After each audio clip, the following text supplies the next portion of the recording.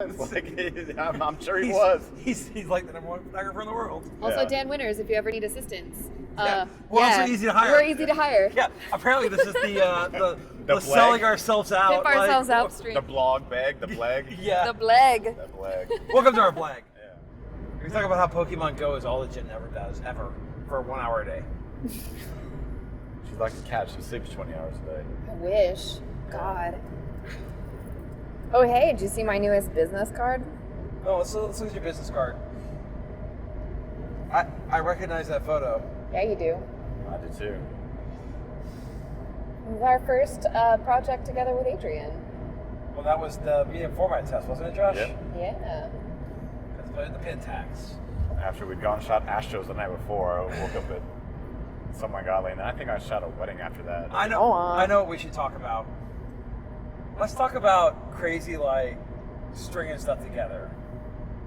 Because we just got done doing that a little bit. Not quite as bad. I don't know what you're talking about. We never. Are you recording right now? Yeah, I am. So I'll start. Hi, this is Andrew. Hey, it's Josh. Hey, I'm Jen. We're fueled by Torchy's today. Yes. Sponsored, not sponsored by Torchy's. The unofficial favorite place. Make it happen, Torchy's. Make it happen. Please. Yeah, Please, please. just a little. Just one taco a day would buy I'd be fine with my that. unending loyalty. Yeah, no, it's good to get tacos. Being back in Texas, I mean, Amarillo is sort of edgy Texas, but they have Torchy's. And that makes them legitimate. We've been eating at the same hotel the con was at for 5 days in a row. 5 days. And the food was pretty good the first night. By the fourth night, even though they have a lot of stuff on the menu, I was like, I'm done. I'm done. It all had the same stink on it. Yeah, it was all the same. Clearly, very clearly from the same kitchen. The French onion soup was pretty darn good, though. I mean, none of it was bad. It was just, So much cheese. and it was all very obviously generic concessionary food. It Yep. was well done, but it was still concessionary food. Yeah. So obviously very high traffic. Yes. Yeah, well, I mean, yeah. I had the best intentions to leave the conference center, and we didn't leave the conference center. I had to go look outside one day just to remember that there was a sky, check the weather. I didn't see the sun for 3 days. I didn't go outside for 3 days. Yeah. 4 I days. literally stuck my head outside. Went, is it clear tonight? Nope. Okay, good. Then went back inside. So we're on an epic road trip. this one is not as epic Medium, as some. medium epic? Medium epic, yeah. Medium epic? This one, Medium. Yeah, this it's one medium epic. has not so far had the crazy. We don't have a crazy story from this one yet. Knock on wood, please. And honestly, Jeez. this time I really don't want to have one because Yeah. we're almost home. Yeah. And the crazy story this time would be having to sit on the side of the road in North Central Texas waiting for a tow truck. Oh, don't say that. I had to do that in Knock on Austin a couple wood. weeks Knock ago. on wood. But I mean, we've kind of in the last 2 years, 3 years, I guess. The Mexico trip for me was really kind of our first. Yeah, the Mexico trip was first. Absolutely. Yeah. So that's kind of a tradition of the two of us, right? It always happens in August for some reason. It does. You're right. We went to Mexico in late July, early August. Yeah, right around there. And then LA last year was Fun. about now. Yeah, it's always right about now. Funk Soul Brother. Yeah. So Jen has actually, we picked a topic that Jen hasn't been along with us for. Well, yes and no. We Langtree. did She's been to Langtree, yeah. So our Langtree trips. Those are kind of the first one certainly had the crazy string of events with rushing to a hospital, getting things chopped off people's fingers. For legitimate, but not necessarily as emergency reason as it may sound. It was important to do. I'm not downplaying that. Yeah. But when we say we had to go to the hospital and something chopped off, it's like, was there a rattlesnake stuck on her hand? No. When someone says it doesn't fit, don't encourage them to put their wedding ring on. Yep. Someone else's wedding ring. Sometimes you can't get it off. You can't get it off without a saw. We didn't have a saw with us, so we had to go find an EMT. That was a day. Yeah, that was a day. And a night. So you want to talk about Mexico? You want me to recap it? Let's talk about Mexico. I'll just interrupt you whenever I want, because that's what I do. So Mexico started. A good friend of ours, Heidi, longtime client of ours, longtime friend. They were getting married and decided she really wanted to have her wedding in Mexico, but that didn't work out logistically for her. So I was talking to her about it. I was like, "Well, let's go do something crazy. Let's go take some engagements and bridal photos down in Mexico." She's like, "Really?" I was like, "Yeah, let's go." She's like, you're not kidding." I was like, "No, I'm not kidding. Let's go do it." She said, "All right, let's go." So we drove down in 2 cars, me and Andrew. So, to be clear here, too, I was living in D.C. at the time, and I made a trip to Texas. Oh, yeah. So I made a 2-day drive to Texas. That's right. To go on this and do a couple other things. But mostly I came down, like, I think I had been here, like, less than a month previously. And I was like, got home, kissed my wife, hung out for like a week, and then turned around and drove back. That sounds about right. So it's a, 16-hour drive, something like that? Yeah, only half as far as D.C. is from Houston. Yeah. So Wow. we were in 2 cars. We were following the 22 bride's hours. family. So there's 4 of us in my Jetta. We drove from Austin to Dolores Hidalgo. We did it in one day, too. Yeah, one day we left at like 3 in the morning. Crossed the border, kept on driving on the toll roads. We shot for like 3 days, 3 days. Yeah, I mean, we have the BTS if people want to have like the nuts and bolts of that part. Yeah, we definitely, there's on the YouTube channel somewhere, there's a behind the scenes video of that. I'll link it. It's on our other YouTube channel. Yeah, so that was pretty epic, but it was just one of those, like, we're going to drive, we're going to do something different, we're going to do something crazy, and the client was ecstatic, and those photos are still some of the portfolio images that we use today. Yeah, They're it beautiful. wasn't the genesis of we have a crazy idea, but it was probably the first full-on. First realized. Someone says, I have a crazy idea, and we say, okay, put up or shut up, let's do it. Yeah, most people shut up. She actually said, all right, let's go. So shout out to Heidi for saying yes to our Yay, Heidi. crazy notions of like what we want to do. So I mean, we shot what, 3 different things basically. Well, no, we shot 2 different things. We shot bridals and we shot engagements. Yeah, but we did 2 days of engagement. And the bridals were in an awesome place, but they weren't that. They were her parents' ancestral home is in a little village. There's a beautiful old hacienda there that Vogue and Nat Geo and a bunch of other people have shot at, and we got access because of the family hookup. Nice. So that was cool, and it's one of those places where it's hard to take a bad picture. But the real adventure, I think, was probably Guanajuato. Guanajuato. Yeah, we went to Lourdes Hidalgo too, but that was sort of like, it's like going to San Marcos. Yeah. But everybody speaks Spanish. But Guanajuato was With alcoholic ice cream. Yeah, Dolores Hidalgo. Yes. So the best part of that was we got ice cream, and I should have expected this. And they had what they were calling ice cream, which was basically a frozen margarita, like that they put in a cup for you, Right. Like, and give you a spoon. It was ice cream. Yeah. There was ice. There was no cream in it. It delicious. was tequila instead of the. Yeah. Yeah. So the Guanajuato day Yeah. was pretty wild. Guanajuato is a historically old city for the Western Hemisphere. It's actually a UNESCO World Heritage Site. And it was founded in like 1564, somewhere there. Really, really awesome. It was a mining town for the longest time. The state of Guanajuato has produced approximately 1/3 of the world's silver. So it's been a very wealthy state and particularly a very wealthy city. It was also the site of some of the early skirmishes in the Mexican independence from Spain. Anyway, so I say that to tell you that it has a lot of history, but it's up in the mountains and it had a flooding problem. So they built these huge aqueducts and things to control floods. Well, they can control floods better now, but those became the roads. It's So basically a bowl. yeah, it's a bowl up in the mountains, but with giant aqueducts that you drive through. You don't drive necessarily on the city streets as much as you drive in these aqueducts. It's Yeah. one way, You certain way. could try to drive on the city streets, but Yes. yeah. There's also topes, which are speed bumps with a drinking problem. Yeah, if you hear topaz, it means you better come to almost a complete stop. Oh, goodness. Not the people in the HEB parking lot who come to a complete stop in their giant truck to go a little tiny speed bump. Like, you'll rip the bottom out of your car if you Oof. crawl over it. Yes. They're serious. Damn. So it got late. We were shooting pretty late in the night, and we decided, well, we need to drive home. We had like an hour drive from back to Dolores Hidalgo, and so the road. I have my GPS. Luckily. We pulled up my GPS. And it started raining. It's night. We're in a foreign city. Cobblestone streets. Cobblestone, wet streets, just a bad situation. So we stopped to get tacos first, and we were going to go back home like the fast way, not the mountain way. The obvious way. The obvious way. And the taco stand lady was like, "No, you don't really want to do that. There's robbers on the road. Like they're gonna Banditos, like they're gonna hold you hostage at this point." And we're like, "No, okay." So I'll go back the mountain way. Well, we plug in the GPS, and it starts taking us through streets. So And- the best way to describe the streets, if you've ever been, the city feels very old Europe. Yes. If you've ever been to a Roman town that was built before cars were a thing, that like they had no consideration for needing more than 2 horses to pass, Right. and like they were okay with the 2 horses brushing the wall and each other. That's the kind of shoes you're talking about. So we're in my Jetta. I'm driving about 10:30 at night. Thunderstorm going on, wet streets, and it's in a bowl. Well, we're at the top. Well, we have to get down to the aqueducts to get to the pass that we need to go. So it's taking us on those winding roads down.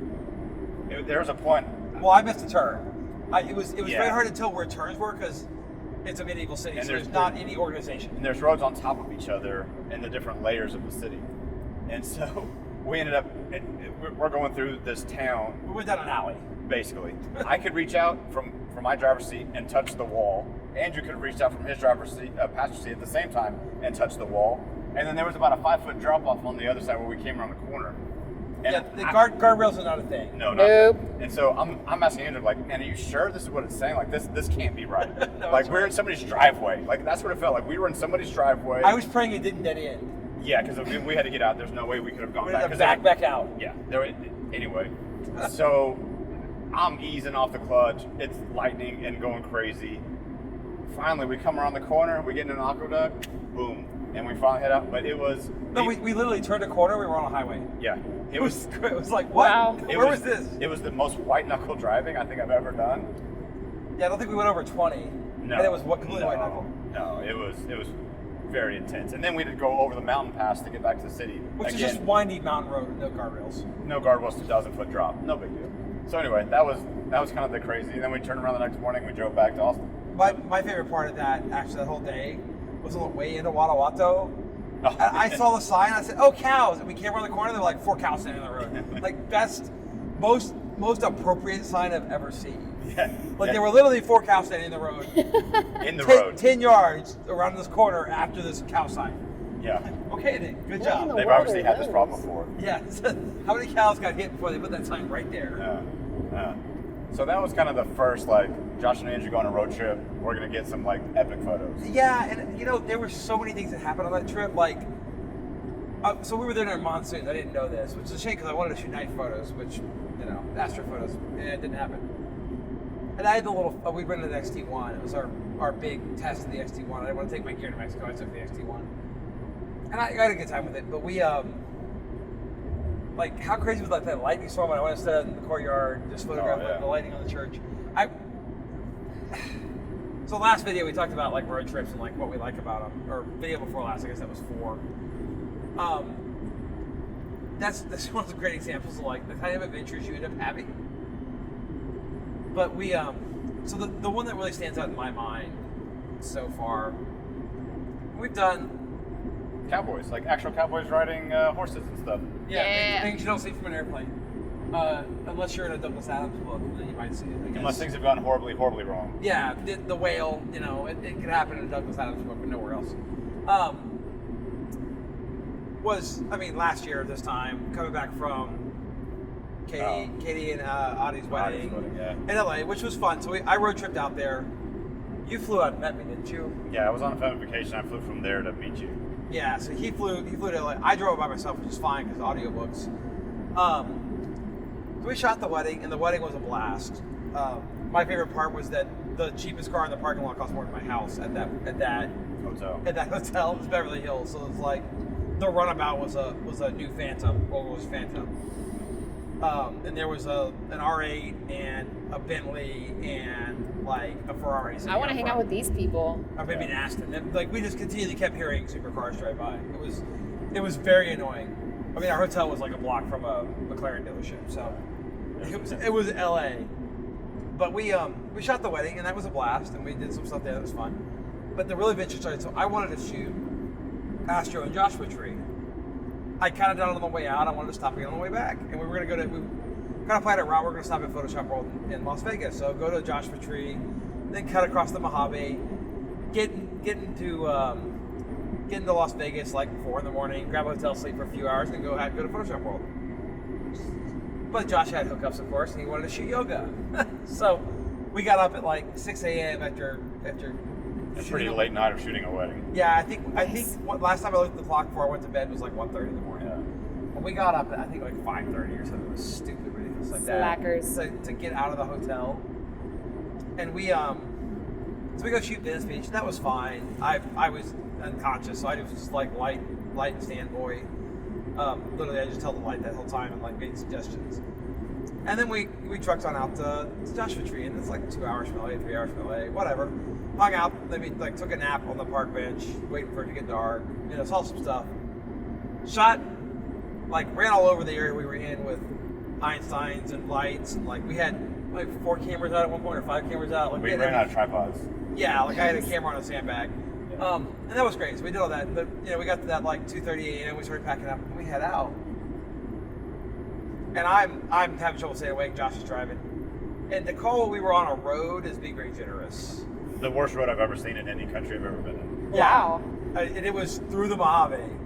And so this was the you pick the route on the GPS, and I was using a GPS, not Google at that point. Google might have said, no, you really don't want to go this way, even though it's an hour shorter. But the GPS said, well, here's a short route. And the other route was like, go back to the highway and go around. It was like an extra 2 hours. Like, well, we'll cut across the Mojave, no big deal. We saw one car that entire night. And at one point I was kind of dozing off, and I woke up to just a big old pop. And my first words was, did you hit a dog? Like, I couldn't remember the word for coyote. No, we hit a pothole and we blown a tire. With a packed down truck, so to get to the tire, we had to load all our photo gear in the sand of the Mojave Desert because there was no shoulder, it was just sand. Yeah, well, the best part was I had told myself to check your spare before we left, and I hadn't. Yep. So it had like 10 psi. So it took us the next hour driving, which would have taken us an hour. Well, even if we hadn't had the flat tire, it would have taken longer because despite the 55 mile an hour speed limit, you'd have to be suicidal to go anything over about 20 on this road. So we crawled along at like 10 or 15 miles an hour, like seriously dodging every pothole we could. Finally got to the interstate, filled the tire up. We got into Vegas like what, 7 or 8 a.m.? Yeah, something like that. I think Photoshop World started at 9, like I had to go register. We went and crashed for 2 hours, like set an alarm for 2 hours. Yeah, when you flew out. So you went to Photoshop World that morning. I went and got a tire. Yep. Yeah, he just got a tire for being fast. I think I was back at Photoshop World by noon. Also, discount tire if you want to sponsor us. We drive a lot. Thank you. Yes, yeah, good. Yeah.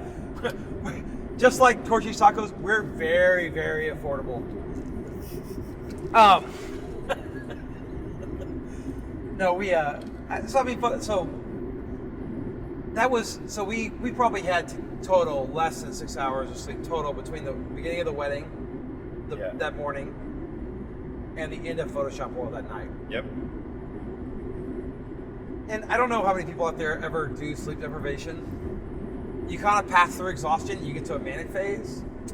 And Josh and I were both extremely manic that day. Which was really interesting because I was much more enthusiastic about some things that I wouldn't have been enthusiastic about. And that led to the printer, for example. That was one of those things, like I heard a talk and I started thinking about it and I talked to the Epson guys at the show, looked at the Canon printers, and like, I got one of my starry-eyed, like, okay, I'm gonna buy this, I don't care what it costs, moments. And, over maybe a month I wore Josh down. Like, yeah. I think you had the idea that it would be fun, but you didn't think it would work out. And I think about 2 weeks into having it, you called me and said, well, the printer just paid for itself. Nice. Like, we sent one print to somebody and it was like, okay, well, that was worth it.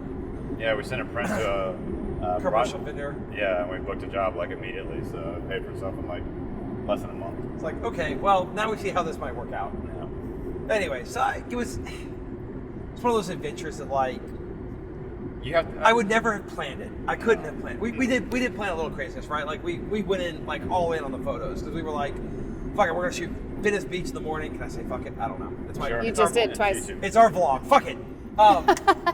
Like we shot the wedding and we did not half-ass that wedding. Like that's one of my favorite weddings. Like we both worked our asses off that wedding. And then like let's get up the next morning at 5 a.m. before we have a 5 or 6 hour drive and shoot. Like, if we'd just gone to Vegas, it'd have been a 6 hour drive. But we went to Joshua Tree first and shot more. And we shot yoga in the morning. Yep. Like, so, in retrospect, we were pretty stupid. Yeah, but you know what? That photo that we took at Venice Beach is still one of my favorite photos. Absolutely. Maybe I've ever taken. We can sleep when we're dead. That's fine. That's what it's there for. Yeah. I sleep at work. The other thing, too, is like the combination effect. Like, if you go out and work and network with people and do things and put yourself out there. And if you do it enough, like, it's going to pay off. Like, it just keeps, like, feeding on itself. Did you talk about Dan Winters on tape last time, or was that after we talked about your dad? No, that was on tape.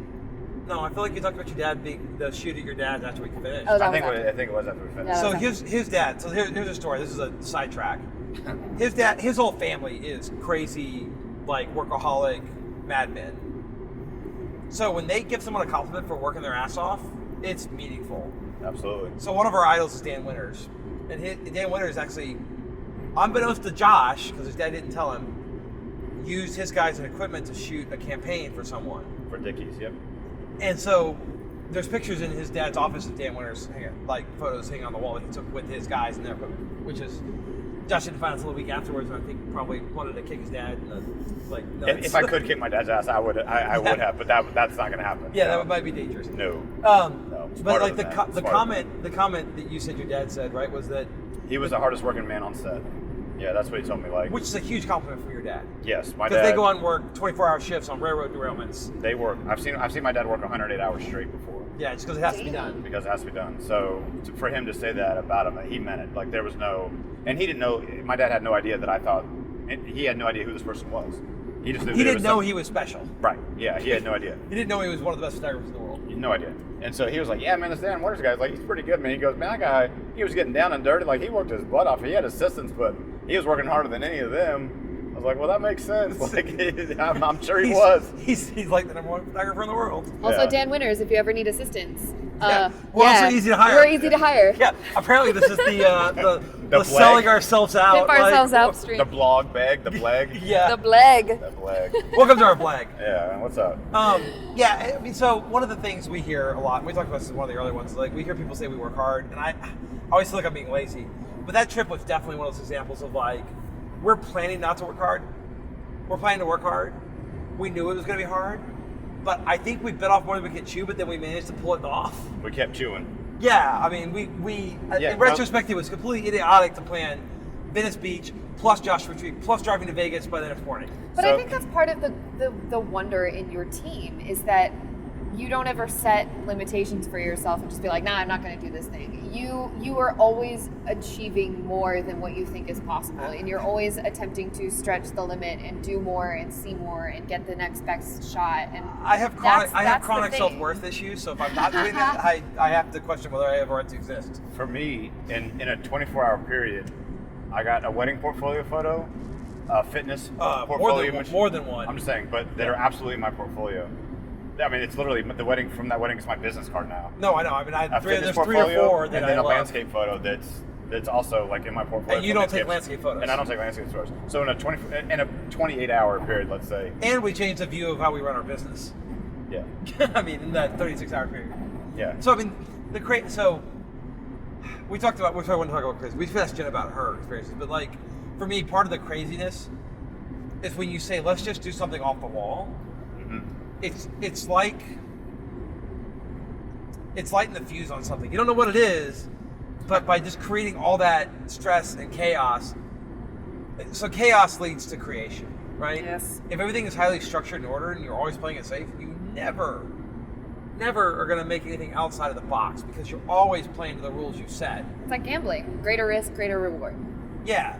It is gambling because we could have totally flopped. Although I think every time you could play it safe and just get the standard shot, or you could go crazy and climb a mountain in the middle of the night and get some beautiful shots. For me, one of my favorite things of AzulOx is our what we call the Lane Tree experience. Yep. Which started as, hey, I got a crazy idea. I'm going to invite people that I like, and we're going to go out to the desert, and we're going to shoot for a couple days. And we talked about that in 2013 and never did. It was 2014 before we did it. Yep. Right. I couldn't figure out like the format and like who we wanted to bring, and it took a little while to get sorted out. Trying to get people to break away for 4 or 5 days to come out to the desert during a work week. Right, it's hard. So, but that genesis of that little kernel of an idea of let's go make something crazy. How important is it right now to us? Exactly. So our second year, we did it, and we made all these crazy photos, and we had a great time in the desert, and whatever. And that led to our first gallery show this summer. And so having those, and some of the gallery show happened because of who we invited. So like having that team, and then like challenging them and bringing them with you along, and like synergy. That combination of like, okay, now it's people we like that are on the same wavelength, that are also working with us, that are going to go on a trip with us. That led to them knowing a gallery owner that's like, oh, I'm interested in that as well. Let's get you at a show. We're in July. Can you make a bunch of prints? If we hadn't had the printer, we wouldn't have done it either. So like having those things, like it's all that combination of that energy builds on itself, and then people are like on that same wave of energy as you. The interesting thing there is that, you know, the cliche about opportunity, right? You have to be ready when it comes along. Yeah. But so actually, in my other business, Catherine just talked, like the first vlog we did there. Catherine started talking about how bad humans are at estimating their progress. They do this longitudinal study, which means it's over like multiple years. They come back to the same participants over and over again. And the study in particular focused on technology. And what they found is that people were wrong 100% of the time about where they were going to be. But they were wrong on the negative side. In other words, they did way better than they expected. Oh. And in that one, they focused on technology. And what they determined was that humans are terrible at predicting how they can use things. So in the psychology side of the world, they have something called goal setting theory. But at the end of the day, it boils down to there's many ways to do it. But by being primed for an opportunity, you're able to recognize it and take advantage of it. And that's the technology side is that, because these people were being primed, they were being asked to think about where they were going, they were being asked to think about how technology would help them. So when technology came along, they had already thought about it. Their brain, it was in the back of their mind. And the printer is like that for us. I mean, all this experimentation is like that, because I may go do something and I may never show someone the photos because it flops. But I learned something and I'm thinking about it, and then the opportunity, with the right opportunity to use it, comes along, and suddenly, holy smokes, I can use this, and it's something that none of the people involved have ever seen before, which is like my number one goal as a photographer, because it's a crowded space. So much has been done so well. So if I can push one boundary, even in only the local people I know, I mean, you know, at the national and international level, it's really hard to get something new. I don't know what's been done new. There's like once a generation something new happens. But just that creating, you know, setting the fuse, blowing something up, seeing what happens, that chaos creates the opportunity to form something you haven't done before anyways. It's beautiful. So you haven't, talk about, like, have you done a road trip other than with us? Oh yeah, I mean, Navy family, A photo shoot road shoot? a photo shoot road trip. I'm just curious. It doesn't have to be. We picked a topic that like we're gonna exclude Jen on this one.